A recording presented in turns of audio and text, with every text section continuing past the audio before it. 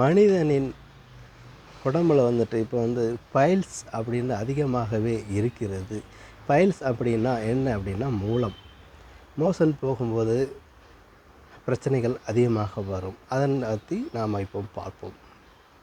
வாசகன் பார்வையில் இந்த பைல்ஸை பற்றி என்ன விரிவாக்கம் அப்படி என்று கேட்டீர்கள் என்றால், மூலத்தில் மொத்தம் 9 வகையான மூலங்கள் இருக்கிறது. முதல்ல வந்துட்டு மூலம் சொல்கிறது வந்து அந்த மோஷன் போகக்கூடிய இடத்துல வந்துட்டு ஒரு புண்ணு மாதிரியோ இருக்கும். சரிங்களா? எடுத்துக்காட்டுக்கு ஒரு புண்ணு மாதிரி அதை சுற்றி இப்படி ரவுண்டாக இருக்கும்.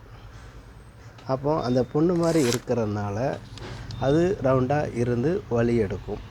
அடுத்தபடியாக சில பேருக்கு மோஷன் போகிறதுக்கு முன்னக்கூட்டியே ப்ளட்டு வந்துடும். ப்ளட்டு சொட்டு சொட்டாக வந்துடும் ஃபஸ்ட்டு. அதுக்கு அடுத்தால தான் மோஷன் வரும். இது 2. அதுக்கப்புறம் 3வதாக பார்த்திங்கன்னா அதை அந்த அந்த மோஷன் வரக்கூடிய இடத்த சுற்றி புண்கள் இருக்கும். இது ஒரு வகை. அப்போது லேசாக காந்தலும் எடுக்கும். இது 4வது வகை. சுற்றி இருக்கிறது வந்து 3வது வகை. காந்தல் கொடுத்துட்ருக்கிறது வந்து 5வது வகை. இப்போ 5 வகையில் இந்த வந்து பாதிப்பு ஏற்படுகிறது. 6வது வகை அப்படின்னு சொல்ல வரும்போது மோஷனும் ப்ளட்டும் சேர்ந்தே வரும். இது 6வது வகை. 7வது வகை அப்படி சொல்லும்போது வந்து பொக்களை மாதிரி இருக்கும் அதனுடைய அந்த இதை சுற்றி.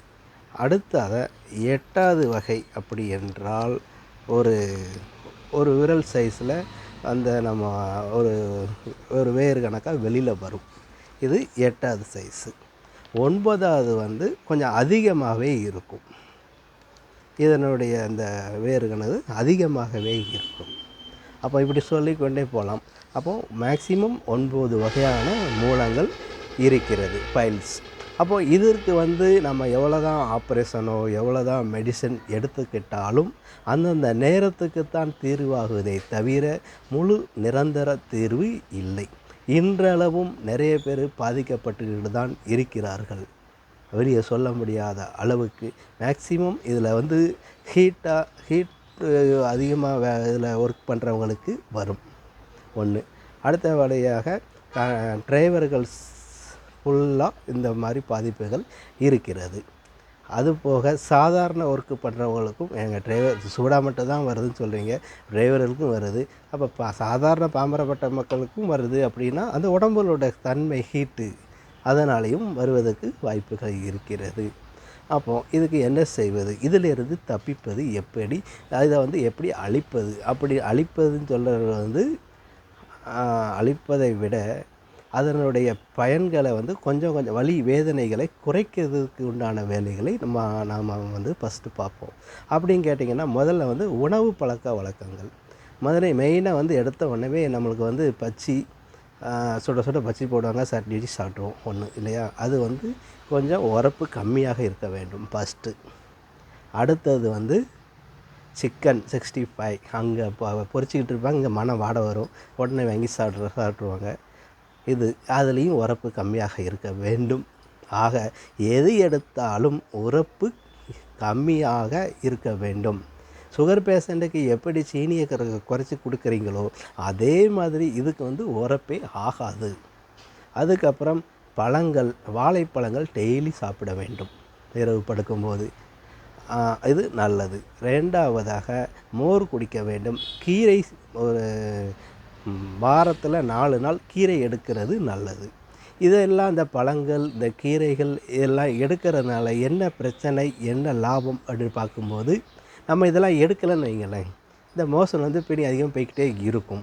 இது நாளாக நம்மளை உடம்பை வந்து வாட்டி உருக்கி கடைசி போய் ட்ரிப் ஏற்றது தான் போக வேண்டியிருக்கும் மருத்துவமனையில் போயிட்டு.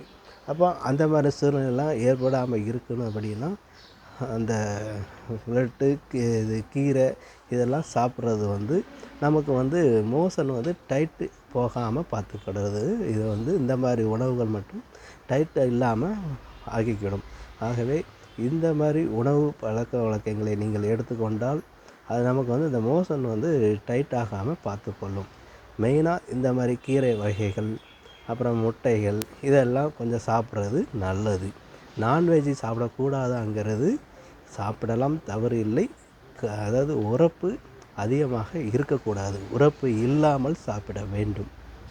இதை செய்தால் நமக்கு வலி பிரச்சனையிலிருந்து நிவாரணம் கிடைக்கிறதுக்கு வாய்ப்புகள் அதிகமாக இருக்கிறது. ஆகவே நெல்லை மாவட்டத்திலிருந்து வாசகன் ரிப்போர்ட்டர் சார்பாக சிறு கருத்துக்களை உங்களிடம் பகிர்ந்து கொண்டிருக்கிறேன். நன்றி.